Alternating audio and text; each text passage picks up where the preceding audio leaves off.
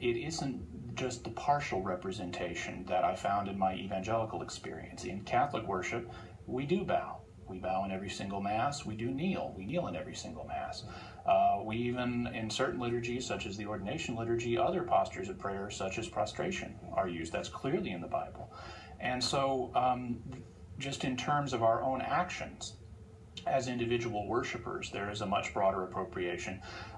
You find things in Catholic worship such as incense and choral traditions that are based on ancient biblical musical modalities. Chant ultimately comes from the ancient modalities that were used in the temple in ancient Israel. And so we find just a much greater range of these things. And one of the things that Catholic liturgy is very good about, that Protestant services, at least in evangelical circles, really don't have, is a recognition of the fact that the earthly liturgy is simply an outworking or manifestation or participation in the heavenly liturgy that is constantly going on. This is something that is stressed in the Bible. When God has the tabernacle built and later the temple, he's very clear on the fact that you need to follow these patterns exactly because it corresponds, at least in a metaphorical way, to the worship that is constantly going on in heaven. And similarly, he has, when the tabernacle and later the temple are made, he has images of angels either woven or carved into the very walls of the worship space to indicate, and statues of them as well, to indicate that this is an elevation of the earthly to the heavenly, and that we really are participating in the heavenly worship when we worship here on earth in the liturgy. That's a fact that is almost completely absent from typical American evangelical worship experience, but it's very clear even in the New Testament. When we see in Revelation, we see what's going on in heaven, it's worship, and it's a liturgical worship because they are using the accoutrements that one would find in the temple on earth. The angels are using trumpets, and they're using golden dishes, and they're using incense, and they're using all of the trappings that one would experience in first century Jewish worship.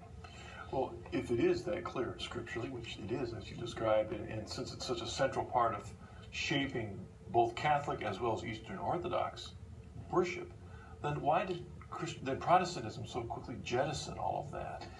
It depends really on what kind of Protestants you're talking about. Obviously, Anglicans departed very little from traditional Christian worship, and we really have to say that that's what that is. Traditional Christian worship is liturgical worship, whether it's Catholic or Orthodox or Coptic, Armenian, whatever. It's all liturgical because it's just an organic continuation of the worship that was set up in the church in the first century. And Anglicans departed very little from it, Lutherans a bit more. In Calvinism and some of the later sects, as the Reformation gets older, you start getting more and more departure. And really, the Baptist tradition, which began in the early 1600s, of course, it was founded by John Smith, who was an expatriate Englishman living in Holland.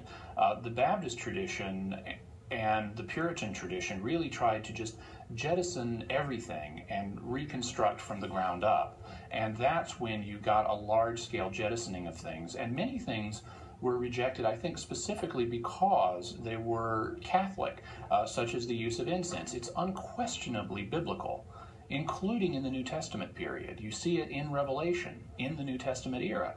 It's clearly an element of biblical worship, but because it was used by Catholics, those who wish to purify the Christian community from Romish practices rejected it in spite of the fact that it was biblical, simply because it was Catholic.